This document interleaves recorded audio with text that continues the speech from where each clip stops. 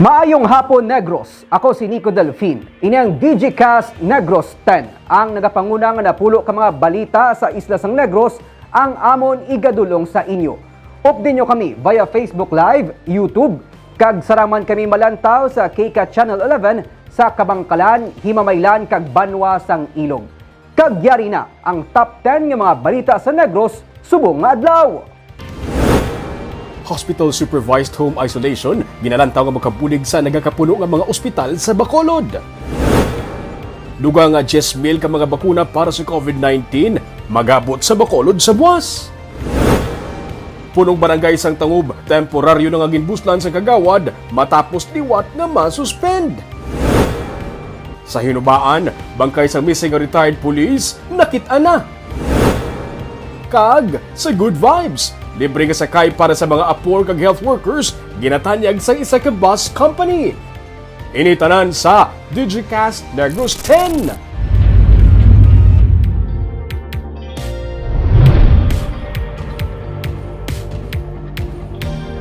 Sa number 10, kapin sa 5.8 milyones pesos nga balor sa mga armas kagagamitan ginbaton sang Silay PNP. Sarang na nga maanggid sa karon ng SWAT sang Silay PNP sa iban nga dalagko nga syudad sang pungsod suno kay Police Lieutenant Colonel Robert Pitate. Ini matapos nga ma-turnover kahapon sang police station ang mga armas kagagamitan nga gindonate sang lokal nga panguluhan sang Silay. Kapin sa 5.8 milyones pesos nga mga armas kagagamitan kaangay sa nga pila ka AR-15 rifle, shotgun, caliber 45 pistol, mga bulletproof, ballistic helmet kay iban pa ang gin-turnover sang syudad sa PNP.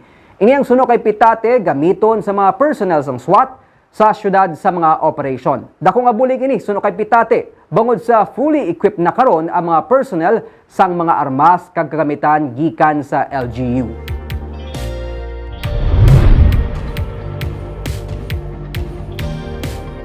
Sa number 9, halit sa palay, dala ni Bagyo Dante ang nagdangat sa 4.4 milyones pesos. Sa report nga nabaton sa Office of the Provincial Agriculturist, may 143 na ka mga mangunguma nga ang ila palay na apektuhan sang tubig baha. 176 ka hektarya sang palay sa nagkalain-lain nga cropping stage ang apektado. Ang mga mangunguma nga nahalita ni Bagyo Dante ang gikan sa Cadiz, Victorias, Pontevedra, Moises Padilla kag Hinubaan. May ginreport man nga halit sa infrastructure sa Banwa sa Hinubaan nga nagdangat sa masobra 500,000 pesos.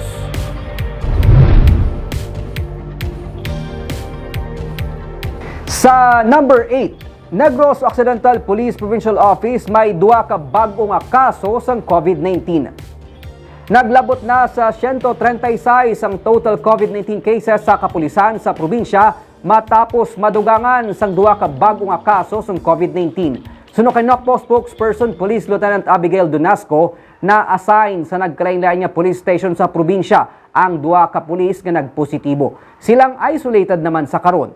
24 ang current active cases sang COVID-19 sang NOCPO. Samtang ang Bacolod City Police Office naman ang may 5 na lang ka-active cases sang COVID-19 gikan sa 149 ka mga kaso. 144 na ka mga pulis sa Bacolod nga nagpositibo sa COVID-19 ang nag-ayo. Sang tanilikdan nga bulan, naglabot pa sa malapit sa 100 ang kaso ng COVID-19 sa Bacolod, pero halos tanan ang nag-ayo na. Sa number 7, lalaki na sapwan nga patay sa sulod sang kampo kay nasang aga. Nasapuan kay nasang aga sa kampo sa Hacienda San Miguel sa Barangay San Miguel sa La Carlota ang bangkay sang 43 anyos nga si Giovanni Bidonia matapos iniging tiro sang wala pa makilalaan nga mga persona. Suno kay Police Lieutenant Colonel Jonel Guadalupe, hepe sang La Carlota PNP. Ginreport kagabi sa mga pumuluyo sa palibot nga sila ang nakabati sang lupok pero nabudlayan pa kagabi sa pagpangita ang kapulisan sang bangkay bangod madulom ang lugar. Kag subong na lang nga aga ini nakitaan. Dugang pa ni Guadalupe, may mga nakakita sa palibot nga may mga persona nga nakabantay na nga daan sa dalan. Gani posible, ginbantayan si Bidonia kag didto na gintiro kag ginhaboy sa kampo. Ginahibalo pa sa karon sang PNP ang background sa napatay nga biktima kag ilaman ginaimbestigaran ang motibo sa pagpatay sa iya.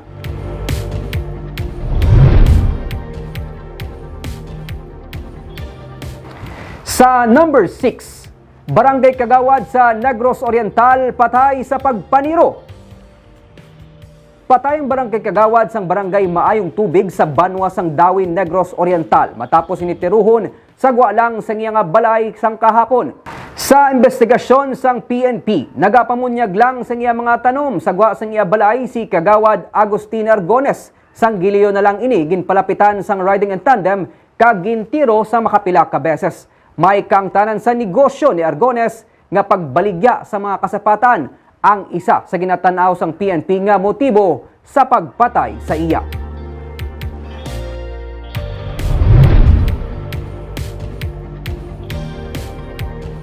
Sa number 5, opisyal na nga nagpungko bilang akting punong barangay sang Tangob sa Bacolod, si Luz Atienza.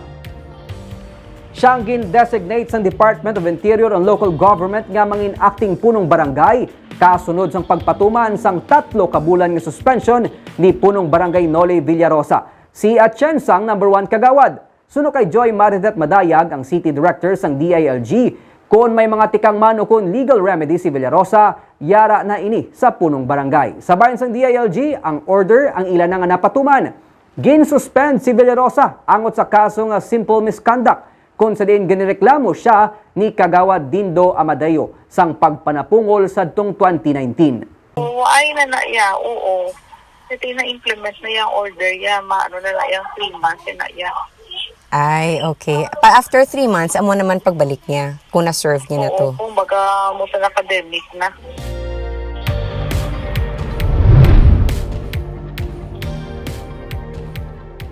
Sa number 4, na-retrieve na Webes ang hapon ang lawas sang retired nga pulis nga damlag pa na missing matapos maanod sa tubig baha ang ganamaneo sini nga pick-up.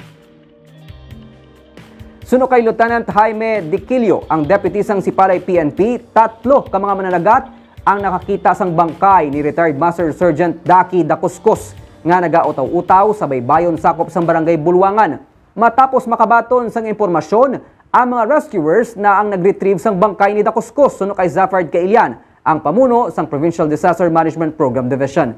Martes sang nitabok sa highway sakay sila nga pick-up ang mag-asawa nga Dakuskus sang maanod sila sa tubig baha. Miyerkules ang aga na rescue ang iya nga asawa. Suno kay Diquilio, may mga slight injuries ang asawa pero luwas na ini sa peligro.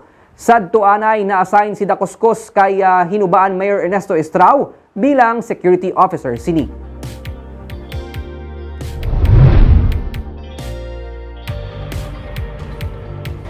Sa number 3, pagdumili sa non-essential traveler sa probinsya sang Iloilo ang ginpatuman na sang Philippine Coast Guard. Business group nagapati nga ang duga nga restriction sa movement magaresulta sa socio-economic disaster.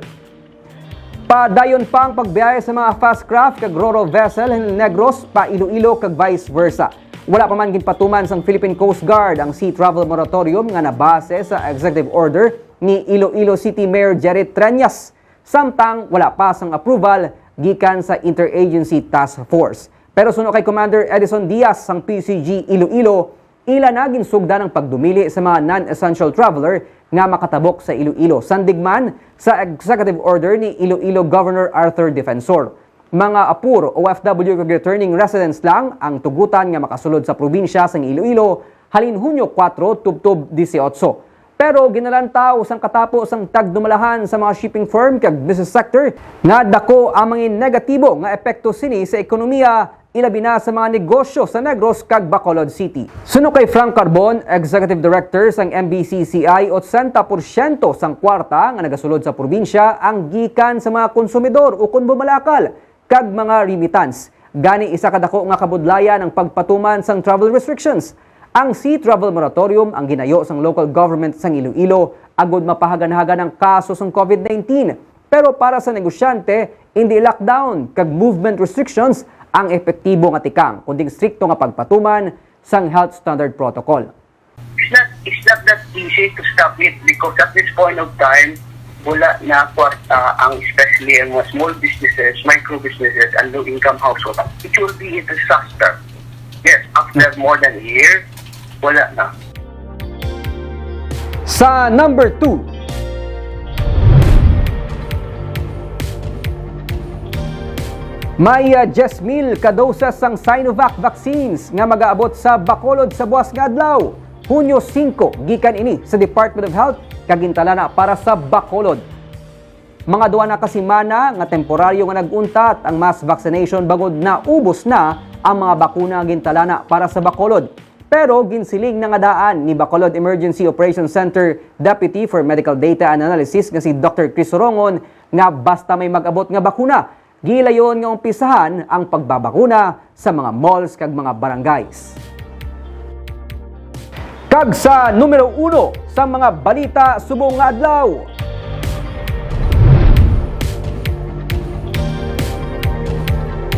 %87% sa mga COVID beds sa mga hospital sa Bacolod ang nagamit. Pagdugang sang COVID beds sang CLMMRH kag Hospital Supervised Home Isolation, ginalantaw nga makabulig sa sitwasyon. Ang detalye sa report ni Barbara Mijares. Halos puno na ang mga ospital sa Bacolod base sa datu sa Healthcare Capacity Management sang syudad sa June 3 sining nga report kung sa diin 87.25% sa mga COVID beds ang na-utilize na o kung nagamit na. Suno kay Dr. Chris Sorongon, ang Deputy for Medical Data and Analysis sa Bacolod EOC, sa ilang nga pagsapol kahapon sa Department of Health Region 6, natala na nga magdugang ang Corazon Locsin Montelibano Memorial Regional Hospital sang COVID bed capacity sini amo man sa dugang nga healthcare personnel. Sini nga semana o kung sa masunod ginalantaw nga ini ang mapatuman suno kay Sorongon. Ini ang ginalantaw nila isa sa mga tikang nga mahimo sabat sa sitwasyon sa Bacolod. So ang hambal nila, ang sa Corazon Locsin nag-request si Doc Trilon sang increase ang ilang COVID beds to 161. Plus ang ilang augmentation approve ang ilang request for additional 53 healthcare workers. Wala labot diri ginalantaw man ang Hospital Supervised Home Isolation kung sa diin na nagakinahanglan man sang pagtatap bangod sang ginabatsyag sa COVID-19 sarang mahatagan sang medikal nga atensyon sa ilang nga mga balay. Pero klaro ni Sorongon ang natungdan dapat direkta nga magpakig-angot sa ospital. They have to enroll sa hospital because they have to pay the hospital packages for them to be taken care of for the next 14 days home base. Ginapabaskog man ang Midway Referral Facility sang syudad bilang kabahin sang step down kung sa diin ang mga na-ospital ang sarang masaylo kung may clearance na sila kag dito na magtapos ang ilang recovery para mahatagan man ligwa sa mga ospital ang mga mas nagakinahanglan pagid sang medical attention. Suno kay Sorongon, ginapatuman na sa syudad ang swab all policy kung sa diin ang tanan nga close contact sang isa ka nagpositibo, asymptomatic man o symptomatic ang ginaswab. Iniagud tumalikawan na ang paglapta pagid sang virus. Abiso ni Sorongon kung may mga ginabatsyag nga sintoma, hindi na magmato-mato isolate kundi magpakonsulta para madapatan sa nagakaigo nga medikal nga atensyon. Libre ang konsultasyon sa bro, amo man ang swab test, suno kay Sorongon. Barbara Mijares para sa Digicast Negros. Sa Good Vibes, sumugod bulan sang Hunyo ang Vallecar Transit Incorporated ang magatanyag sang libre nga sakay para sa mga authorized persons outside residence o kunapur kag mga healthcare workers sa Negros Occidental kag Bacolod City. Suno sa presidente kag CEO nga si Leo Reyanson, ini bilang bulig sa gobyerno nasyonal kag bilang bulig man sa mga mamumugon nga nagbiyahe sa matag adlaw para sa ilang nga trabaho. Ang VTI ang nag-allocate sa nga 25 ka libre sakay buses, 18 diri para sa Negros Occidental, samtang ang 7 para naman sa Bacolod. Nagsugod na ang para sa Negros Occidental sa Martes, kag ang sa Bacolod naman subong nga adlaw. ID lang ang ginakinahanglan nga ipakita sa mga apur kag healthcare workers. Kagamuyadto ang mga balita subong nga adlaw. Tubtob sa madason nga simana. Ako si Nico Delfin. Happy weekend!